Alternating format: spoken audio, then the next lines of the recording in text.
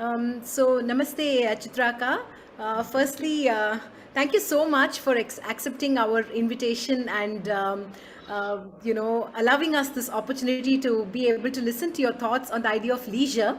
Just to set the context, Alap has been running a series called a Calendar of Emotions, where we are exploring one emotion that we opted to sort of allocate to each month of the year. And this month, we're exploring the idea of leisure. And I know that a lot of you think, why leisure? And what has leisure got to do with the idea of emotions? Is leisure an emotion even? But that's really what we're going to talk about, because we really came to it from a space where we felt that in the context of creative people, leisure and leisure as a state of being is a very crucial emotion to have. And somehow I must confess that one of the first artists I thought of, when we were exploring this idea, and we were like, we should speak with a Bharatanatyam, an artist, to really understand what leisure means to them. I thought of you. And I'm also going to ask you a question about, why I sort of thought of you from my perspective. But before I kind of like make this to elaborate, I'm not going to read your bio, because really you need no introduction. Thank you so much again. And I'm going to just start off by reading this little quote from this book called The Pleasures of Leisure by Robert Desai. That's Dessaix. I'm not even sure I'm pronouncing it right, but his opening is really like, in today's crazily busy world, the importance of making time for leisure is more vital than ever. Yet, so many of us lack a talent for it. We are working longer hours, consuming more than ever before. Technology erodes the work. I beg your pardon. Technology erodes the work-life balance further. Increasingly, people feel that only work gives existence meaning. In a world where time is money, what is the value of walking without purpose, socializing without networking, nesting when we could be on our laptops? So I'm really curious, Chitraka. This book has always sort of occupied my senses, and leisure for me is this ideal and this fantasy that I'm constantly craving. But I want to ask you, firstly, when I say leisure in the context of a dancer, what are some of the things that come to your mind? Let's really start with that. Yeah, thank you, Akila. Thank you. Thanks for this opportunity to think aloud on something which we don't often think of even. Do we miss it? If we don't ever meet it, we don't know if we miss it. So I would think of leisure as a state of being,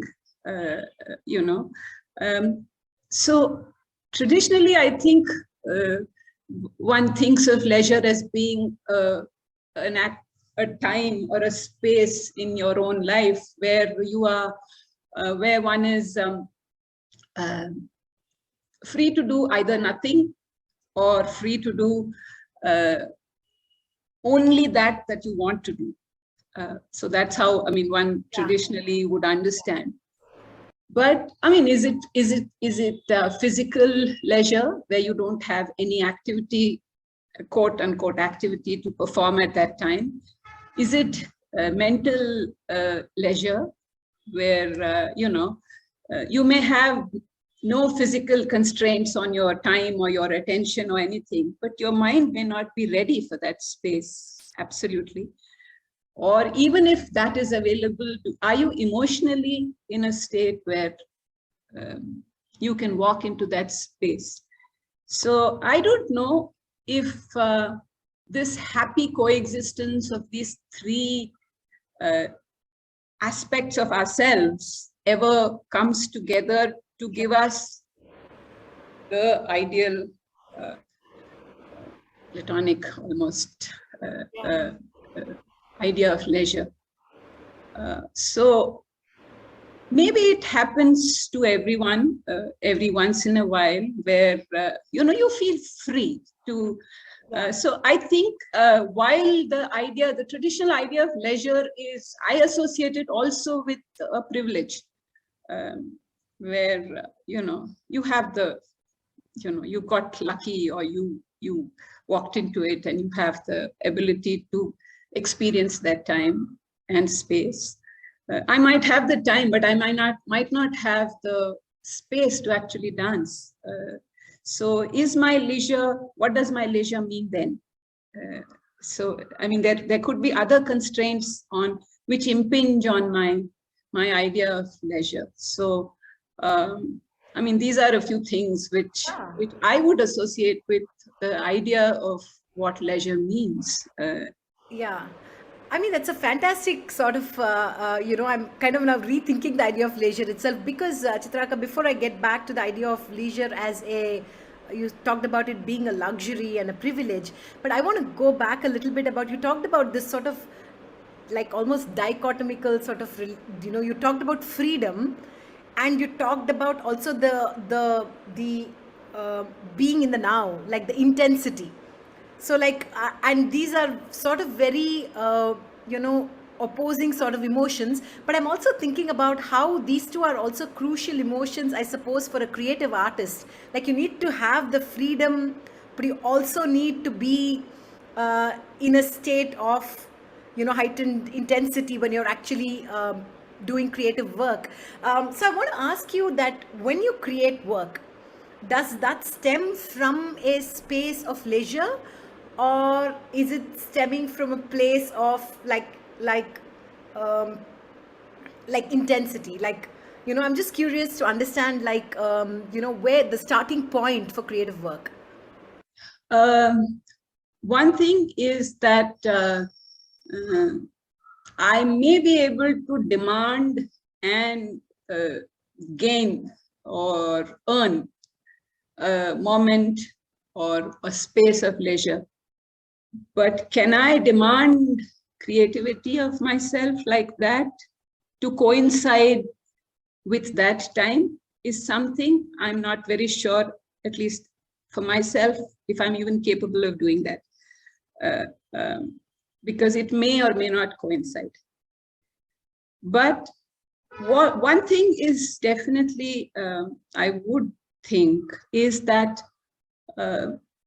if there is this, it may not even be the conventional understanding of leisure, which leads you into that space where you begin to feel free to meet something that could turn out to be your own creative ability. Therefore, the idea of, yes, it is, of course, if you don't have any other demands on your time and your mind to disturb you, say to break your thought process or to break your practice or whatever. So to that extent, it's leisure if I don't have those kind of disturbances. Right. But working on my own, there are moments where I have the time. I have all my, if I need some reading with me, I need some visuals with me, I need this quiet to think. Am I able to still think in a way which I feel content with at the moment? Maybe sometimes yes, sometimes no. So I kind of like to think of this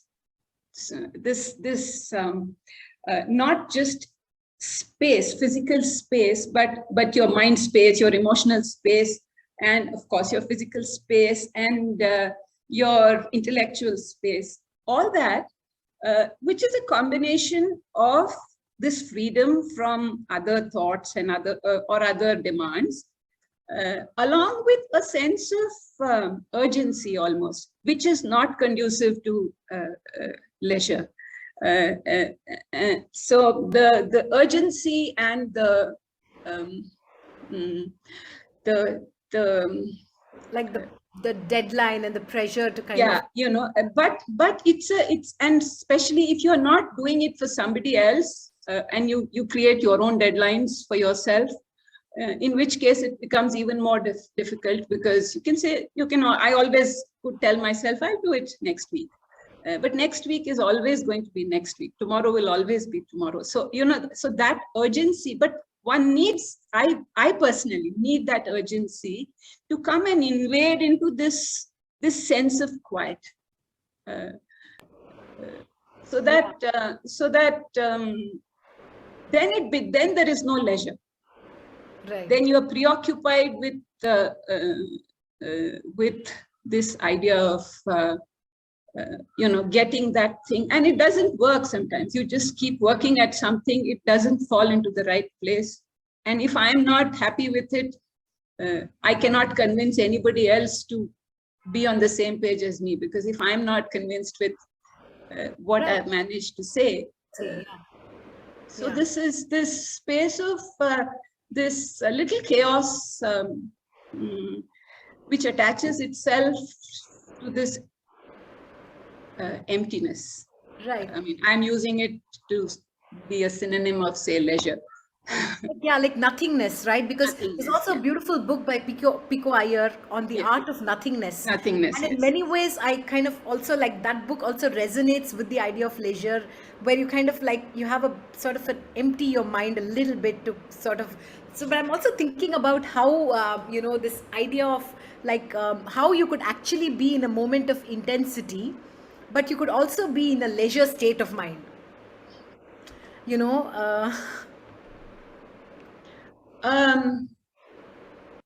That what you was calling a leisure state of mind is it needs activity. It needs to be stirred. It can't be a dormant. If you want to experience the beauty of a still lake, for example, so there has to be either a wind which causes the ripples, or you throw a stone and cause it. Otherwise, it is the same water. Maybe it reflects light. Of course, even in that case, there could be light playing on it, or there could be a shadow of the image of a bird flying overhead, or something, and that in itself is something. So maybe it's not a ripple that is caused, but you still have to engage with your sense of perception to either see that image, or experience the if the sun shines off the water surface, then my eyes should get dazzled. I mean, that reminds me of can I share a small? Of course, please go ahead. I did a production on the Egyptian goddess Hathor many years ago. So, in which I was trying to have a conversation with this Egyptian goddess, with whom my main connection with her was that she was.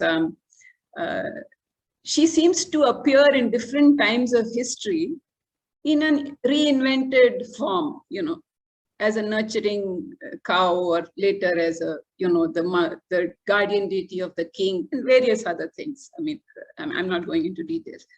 So I started that with great excitement, and I didn't know how to connect myself to that at one point. But then the connection that I do make in that, which is now a very small moment, maybe lasts about 5-7 seconds.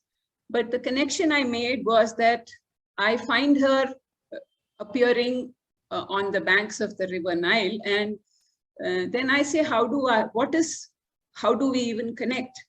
So my connection, I just went and said, okay, I'll go wash my face in the Nile. And as I look at the water, the rays of the sun reflect and dazzle my eyes. And then I see that water, it's the same Nile, which touched her centuries ago, and which I can touch today. Right. So it's beautiful, yeah. I mean, now I don't even know if this kind of a thing because I don't, now that we're talking about it, I don't look at leisure now. Okay, let me say that I will say this now as we are talking, not as a leisure, not as a time of inactivity for any creativity to emerge, certainly. Inactivity is not synonymous with leisure. Okay. Mental, physical, emotional inactivity cannot coexist with the. I mean, in this context, they cannot coexist with something to emerge. However much leisure and ideas could emerge in a time of quote unquote leisure. Right. But do you believe, Chitraka, that inactivity is also important, like to wind Absolutely. down? Absolutely. And so I'm curious a little bit about Absolutely. how you wind down, because just a little, like a little glimpse into what are some of the things that you do to kind of, after a hard day, how do you kind of unwind? See, when many years ago, we used to have plans, we used to make plans for a structured day for my sons. And for them, a very important aspect of that used to be, when is my jobless time? They had, one of them had just learned to say, what is jobless? Wow, what a lovely word. Use that word, these kind of expressions anymore. So we used to call it jobless time. And so over time, I do different things sometimes. I'm an inveterate, I can iron for hours together and obsessively do that. And actually, that is a time when I'm also, my mind is completely free to wander, because it doesn't require, except that I shouldn't burn myself. Beyond that, and the creases are falling right. But I do, I can let my mind wander, and then sometimes if something very exciting comes to mind, I do stop ironing and write it down sometimes. Because then one tends to forget, because the mind is wandering so hard at that time. These are one of the things. Yeah, but I just love this word, free to wander. I think perhaps, like, I did not think of those words when we curated leisure as a, but you really said it so beautifully. This freedom and this being free to wander is in itself, I don't know, such a sort of a joyous thing to do, right? Like, not be curtailed and just kind of like, Chitraka, I just want to ask you a little bit about the whole idea of, we are with some people, sometimes we meet people for coffee or we watch something, and that puts us in a state of leisure. Just not to kind of subvert what you said in terms of leisure, but in the way that we envisage leisure. So I'm just also thinking that, is it possible that some artistry and their arts itself could be reflective of this idea of leisure, which is coming together, like you said, of the idea of freedom and of intensity. So I want to understand, like, leisure in the context of how it manifests in the arts itself and in the artistry. See, now that you said what you just said, for most people, sitting with a book on a beach or in a, somewhere in the middle of a pasture somewhere, in a nice calm place, sitting with a book is their idea of leisure. And, a nice cup of whatever you want to drink is that person's idea of leisure. It is so for me as well. But there are times when I get so involved in what I'm reading that I wonder whether I'm at leisure now. That is so true. Wow, absolutely. Because, I'm not, it triggers other activity in my mind. Physically, I'm at leisure. I'm still sitting in the same posture. I understand things constantly in terms of how my body reacts to a state of mind and how my mind reacts, the rest of my personality reacts to a moment in time. So it's the same with music. Some people can switch on some music and listen to it and be at leisure.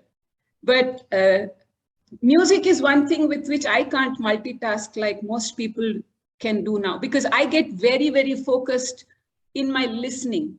So while it is leisure, it is pleasurable and it is engaging, and it may even trigger something special in my thought process. But I look at it as something which gives me the freedom to somebody's artistry, whether it's a writer or it's a musician or whatever, or it's a dancer's work, whatever it is. I feel I suddenly feel free, you know. So in the pandemic, for example, I have been through these phases of, okay, maybe I'll call it quote unquote leisure time activity, since we're talking of leisure. I went through a series of interviews on Bengali cinema. Then I went through a series of cookery shows. Then I went through a series of contemporary dance. I went through a series of, you know, some politics. American elections happened, so I stayed with that for a while. I mean, I don't cook the way the people in the cookery shows cook. I don't cook like that. But maybe vicariously, you know, it's a Yeah. So, but each one of them, I went through a series of films on weaving, only in India mostly, different parts of different kinds of weaving I looked at. Then I looked at films on embroidery, I mean, various things, and everything, you know, triggers a thought. I don't know if you've, there is I was talking in class the other day, this Haruki Murakami's Wild Sheep, what is it? Wild Sheep, Wild Sheep. Anyway, I can't remember the name of I read it years ago. There are interesting devices that he uses to put dialogue in the printed text. This will not make sense if it was a dialogue spoken by an actor or a person. But when you read it, it is all absolutely correctly spelled words. It's not editorial, you know, it's not a bad editing job that makes it appear so. But it is something which it takes you a long time to figure out what is being said, because there's no punctuation, there are no word breaks, nothing. Yeah. Yeah, so he uses that as a device. Yeah, as a device, as a tool. As a device, as a device. Now, this idea had stayed in my head for a long time, and suddenly I found myself using it in some odd work something that I was doing in a very, very strange but a very organic way. Yeah. This emerged. Fantastic. Now, it has probably got no resemblance to how it appears in printed text and how it emerges in my dance, that too Bharatanatyam. When this is, my source of that understanding arises from a translation into English from Japanese. So we are that far removed, but I'm just grateful I have access to an idea like that. You know, ideas. Yes, you are Anantamurthy in one lecture. He was talking about. He said, ideas never die; they are only born. People die. Absolutely, absolutely. I mean, so it's and he said it with so much conviction And I keep thinking of that, they get stored somewhere, and maybe they come back to the surface when you have leisure. Maybe.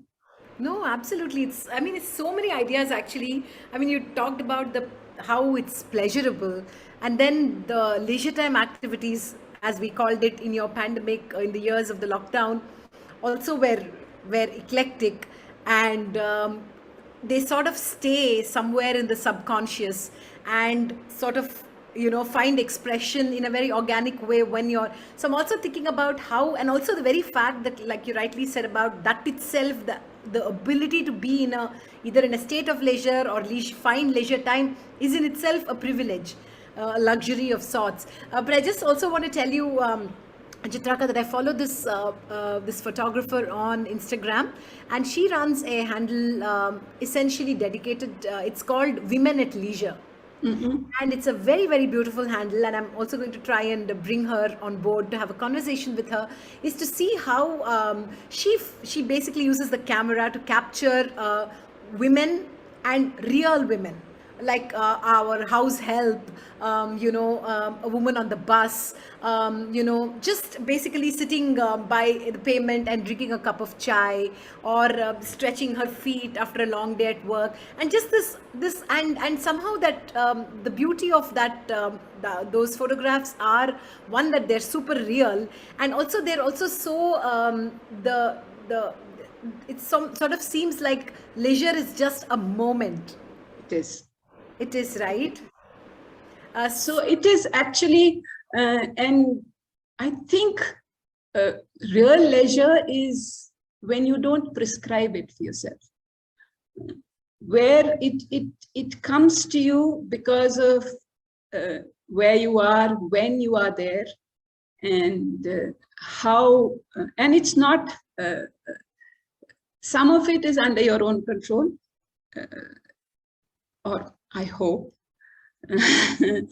but maybe some of it isn't, so, and when it happens, I don't think we even recognize it as that. And we only feel, I at least only feel the effect of it afterwards. Yeah. No, it's like an aha moment, right? Like, I must say that when we talked to you like 2 days ago about this conversation, I had this, it was we talked at 7:45 p.m. and there was, domestic life is happening on the other side, it's dinner time and stuff, but there's this aha moment that happens, and for me that seemed like 20 minutes of time away from that, even though there was so much going on that side, seemed like this. So also this whole idea of you could be actually involved in an activity and still be able to feel that sense of leisure.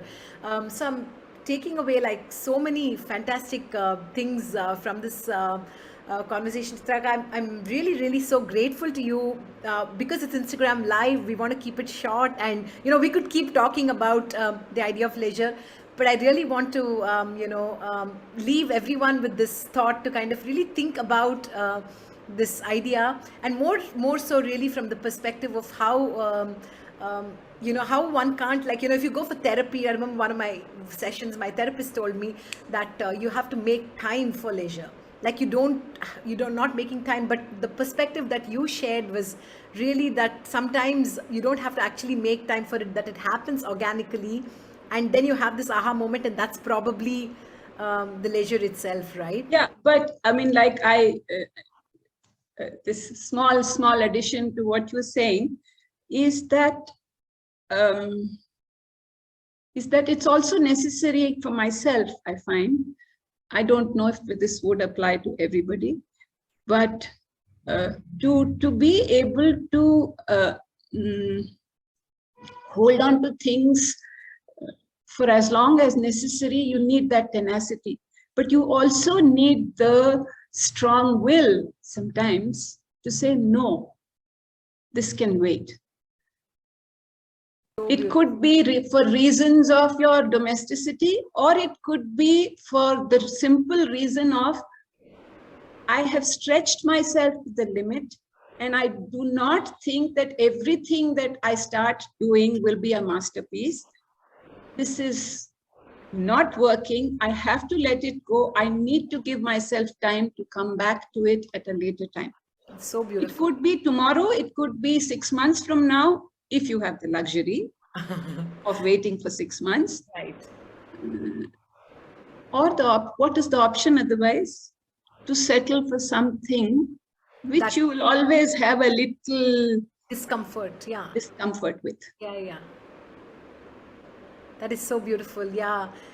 Yeah. And also like, because you said that, you know, if you have the luxury for it to wait, also because I don't want to make it about mental health, but also the kind of, you know, the kind of impact it makes on one's mental health, right? Yes, certainly, Is certainly, something that certainly. we No, often it is necessary to sometimes. I mean, there's a very beautiful movement which I create sometimes. It is different from anything that I have done. Maybe it's not new, and I don't think anybody really can do anything very much new, because generations have lived before me, and I don't believe that somebody somewhere wouldn't have thought of this earlier. I mean, so let me get that out of the way.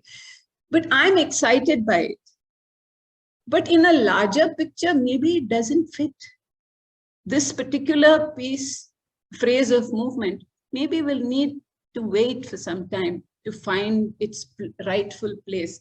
Just because I created it today, it doesn't have to belong in what I'm doing at the moment. Yeah, like force fed, right? Yeah, so that is a discipline. And disciplining anyway doesn't come easily, to most of us. Yeah. But I mean, I really, really, appreciate you taking time off to discuss this rather, I know, rather strange concept that we just almost like force fitted now into this idea of a calendar of emotions. But be utterly honest, Chitraka, I did not force fit it. It was almost like I felt like leisure, especially because, and I think it's the universe works in strange ways, that literally like it appeared in July. And when you look back, it's like 6 months gone into the year and 6 months more. And then you're like, can I use this moment to kind of unwind a bit, look back at like how fast the year has gone, and every year is just going faster than the other, and how can I kind of like just maybe rewire the pace a little bit. Also, I did not ask you this one question also about the whole idea of leisure, got to do with the idea of pace, and then we will close. The whole idea of pace, with the idea of pace. Pace. Is because we often tend to associate leisure with slow, laid back, calm. Are those the words that come to your mind when you think of leisure?